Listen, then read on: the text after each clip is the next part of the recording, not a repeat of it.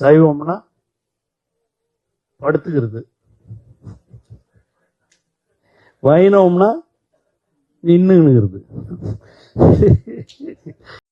திமுகவின் கடைக்கோடி மேடை பேச்சாளர்கள் தொடங்கி துணை முதல்வர் வரை வக்கிரமான பேச்சுகளுக்கு சளைத்தவர்கள் அல்ல என்பது நாடறிந்த செய்தி. என்றாலும் பல விமர்சனங்களுக்கு பிறகாவது தங்களை மாற்றிக்கொண்டிருப்பார்கள் என நினைத்தவர்களது எண்ணத்தில் மண்ணை போட்டு இதுதான் திமுக என நிரூபித்திருக்கிறார் அமைச்சர் திரு பொன்முடி. இந்துக்கள் பெரிதும் போற்றும் திருநீறு, திருமண் இவற்றால் இடப்படும் பட்டை, நாமம் போன்ற திருச்சின்னங்களை பாலியல் தொழிலோடு ஒப்பிட்டு மேடையில் கருத்து கூறி சிரித்து மகிழ்ந்த அமைச்சர் திரு பொன்முடியின் பேச்சு கடும் சர்ச்சைகளை உருவாக்கியிருக்கிறது. இதற்காகவெல்லாம் திமுக அமைச்சர்கள் கவலைப்பட்டு மன்னிப்பு கேட்டு விடுவார்களா என்பது பெரும் சந்தேகமே. மகளிர் ஒரு விலை மாதவியின் வீட்டுக்கு ஒருத்தன் போறான்.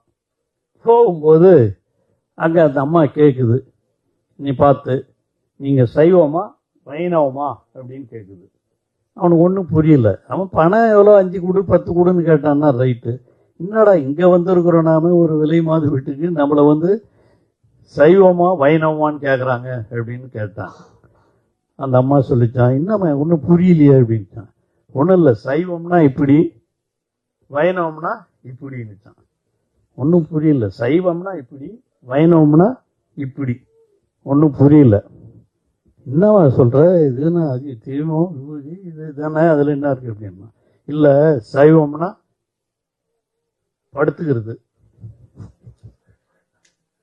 வைணவம்னா நின்னுங்கிறது.